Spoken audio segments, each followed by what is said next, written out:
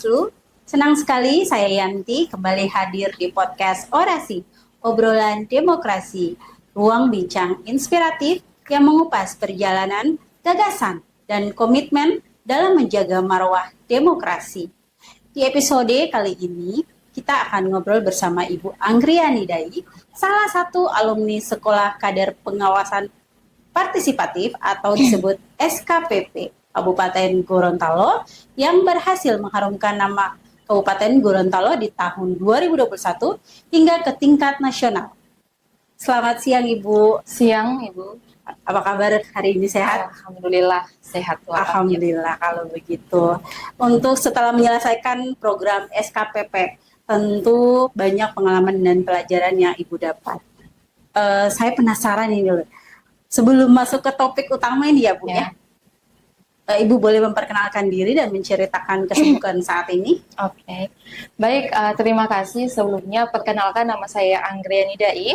Aktivitas saya sebagai guru mengajar di SMK Teknologi Muhammadiyah Limboto.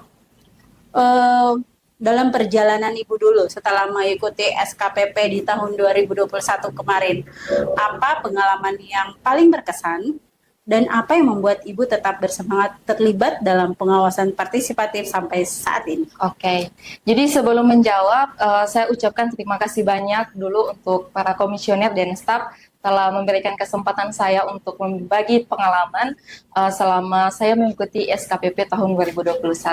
Jadi kalau bicara tentang pengalaman, banyak sekali mungkin Ibu terkait pengalaman yang paling berkesan. Tapi dalam hal pengalaman selama mengikuti materi yang paling berkesan, mungkin ketika kita mengikuti simulasi pengawasan. Nah, jadi waktu itu Ibu, kita itu dibagi-bagi kelompok seperti itu. Dengan latar belakang teman-teman yang dari luar daerah, nah kita disatukan dalam satu kelompok, kemudian kita itu bertindak, ada yang melakukan pencegahan selaku atau bertindak sebagai Bawaslu, ada juga kita yang bertindak sebagai yang melakukan pelanggaran seperti itu. Itu seru sekali. Nah, dari situ Ibu, saya melihat bahwa ternyata jadi Bawaslu atau pengawas partisipatif itu harus teliti, harus jeli, dan juga harus berani ya menyuarakan pelanggaran di lapangan. Sangat menarik Ibu ya. Untuk selanjutnya menjadi alumni SKPP, kegiatan dan kontribusi apa saja yang sudah Ibu lakukan untuk mengajak masyarakat lebih peduli terhadap pengawasan pemilu? Apakah Ibu aktif di organisasi ataupun komunitas tertentu? Oke, kalau kontribusi Ibu mungkin setelah balik dari SKPP, ya pastinya kita berikan edukasi dulu di lingkungan terdekat, keluarga. Nah, selanjutnya lingkungan kerja. Kebetulan saya sebagai seorang guru. Nah, siswa-siswa yang saya ajarkan itu kebetulan kategorinya pemilih pemula yang perlu diedukasi tentang bagaimana jadi pemilih yang cerdas gitu. Nah, kalau bicara kontribusi juga, kita itu buat khususnya di kabupaten, kita buat satu komunitas yang namanya GKPP, Gerakan Kader Pengawas Partisipatif. Di kabupaten juga? Iya, Kabupaten Gorontalo khususnya. Yang pada saat itu program yang pernah kita lakukan, Ibu, kita pernah mendatangi sekolah sebagai memberikan edukasi pemilih pemula itu di Batu Daa Pantai. Ya, sama-sama dengan teman-teman SKPP alumni. Itu. Berarti banyak juga komunitas yang ikut dalam SKPP ini sendiri ya. Kemudian banyak yang beranggapan bahwa mengawas pemilu itu hanya tugas Bawaslu. Menurut Ibu, mengapa masyarakat juga perlu ikut mengambil peran dalam mengawal jalannya pemilu dan pemilihan? Iya, kalau kenapa masyarakat harus terlibat? Karena kalau kita lihat secara personil ya, Bawaslu mungkin di tingkat kecamatan cuma 3, di tingkat TPS cuma 1. Nah, tidak mungkin bisa mengawasi atau melihat apa yang melakukan pelanggaran sebanyak itu. Ada pemilih yang banyak sekali di lapangan. Jadi, kenapa kita perlu terlibat? Agar supaya masyarakat ini menjadi tangan, mata, atau perpanjangan tangan dan matanya dari Bawaslu itu sendiri. Iya sekali. Untuk selanjutnya, kalau berbicara tentang generasi muda ini Bu Anggi, bagaimana cara yang paling efektif untuk mengajak mereka ikut terlibat dalam pengawasan partisipatif? Menurut Ibu apa tantangan terbesarnya? khususnya di Kabupaten Gorontalo ini? Oke, kalau bicara pemuda mungkin gampang-gampang sulit ya, Ah, karena tantangannya yang salah satunya adalah apatis ya, acuh ah, dengan keadaan. mm-mm. Ya tentunya kalau kita mau mengajak mereka ya kita harus menyesuaikan dengan mereka juga. Mm-mm. Mereka itu paling erat kaitannya dengan perkembangan zaman, Ya. sosial media dan lainnya. Paling kalau kita memberikan edukasi bisa kita dari media-media sosial yang ada. Mm-mm. Mungkin kita bisa bikin tolak politik uang, jemput masa depan yang cerah, hashtag pemuda pengawas seperti itu.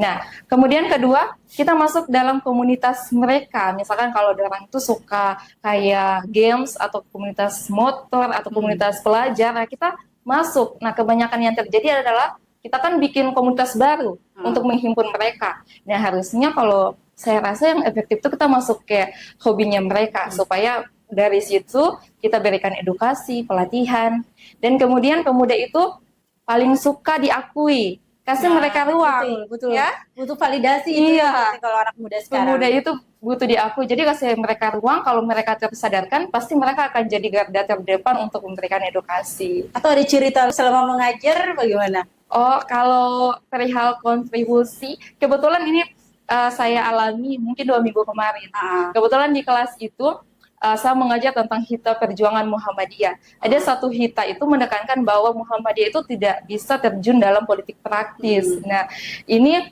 saya jadikan momen untuk memberikan edukasi kepada adik-adik siswa. Nah, saya itu terjun dari dunia politik praktis itu kan, kalau praktis itu kan menghalalkan segala cara ya Bu ya, betul. ya untuk mendapat kekuasaan. Nah, saya kasih contoh alternatif ke siswa-siswa. Misalnya kalian didatangi oleh dua pemimpin, yang satunya menawarkan 1 juta, asalkan pilih saya. Yang satunya menawarkan misi pembangunan atau misi perubahan. Mana yang kalian pilih? Mereka pilih uang 1 juta Ibu. Waduh. Dengan kompak dan serentaknya mereka mengatakan itu. Jadi itu kayak tugas kita bersama bahwa Iya, mereka ini betul. perlu diedukasi. Edukasi dibimbing Ya, juga. dibimbing begitu. Oh, Jadi dari saya menyelipkan edukasi dalam mata-mata pelajaran aduh, yang terima saya kasih ajarkan. sekali ya. Bu. Iya. Selama aktif dalam pengawasan partisipatif, nilai atau prinsip apa yang selalu Ibu pegang? Dan menurut Ibu, seberapa penting integritas dalam menjaga kepercayaan masyarakat dalam proses demokrasi itu sendiri? Oke, kalau yang saya pegang nilai independen, yang pasti tidak terpengaruh, menjadi pengawas partisipatif ya, memegang kepercayaan banyak orang, kepercayaan banyak orang. Kemudian integritas, ya kalau saya ingat ada komisioner yang waktu mengajarkan di SKPP bahwa integritas itu lebih tinggi daripada kejujuran. Nah, luar biasa sekali tanggung jawabnya pasti. Betul. Kemudian berani ya tentunya. Kalau kita tahu, kita paham, tapi kita tidak punya keberanian untuk menyuarakan penyelewengan di lapangan, ya sia-sia semua yang kita dapatkan. Dan tentunya kita berani dulu. Kemudian apa tadi? Seberapa penting integritas dalam menjaga? Seberapa penting? Tentunya sangat penting. Sebagaimana jantung dalam tubuh. Kalau tidak ada jantung, maka akan mati. Begitu juga kalau integritas kalau tidak ada pada diri kita, maka akan mati kepercayaan orang-orang masyarakat yang menaruh harapan besar di penyelenggara.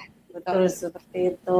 Sebagai pertanyaan penutup ini, Bu Anggi, apa harapan Ibu untuk pengawasan partisipatif di Kabupaten Gorontalo ke depannya nanti? Sekaligus pesan atau ajakan yang ingin Ibu sampaikan kepada masyarakat, khususnya generasi muda, agar semakin peduli dan mau ikut dalam mengawal demokrasi. Oke, kalau pesan kepada pengawas partisipatif ya, sesuai khususnya pada angkatan saya, jangan pernah lelah walaupun suara kita atau kerja kita di lapangan tidak terlihat ataupun tidak dibayar, tapi sebenarnya kalau kita memberikan edukasi kepada lingkungan kita, sebenarnya kita telah menyelamatkan masa depan anak cucu kita ke depan.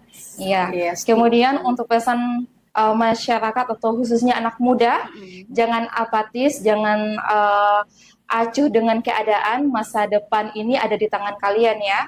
Pemimpin hari ini, pemuda hari ini adalah pemimpin hari esok. Iya begitu. Jadi marilah sama-sama kita bergandeng tangan dengan Bawaslu untuk menjadikan demokrasi ini jujur, adil, dan berintegritas. Terima kasih banyak atas waktu dan cerita yang sudah dibagikan di podcast kami di podcast Orasi. Sehat dan sukses selalu Ibu Anggi. Semoga obrolan hari ini bisa menginspirasi semakin banyak masyarakat dan anak muda tentunya untuk ikut mengawal demokrasi. Karena mengawasi pemilu bukan hanya tugas Bawaslu, tetapi tanggung jawab kita bersama. Saya Yanti pamit undur diri. Sampai jumpa di episode podcast orasi selanjutnya. Salam awas.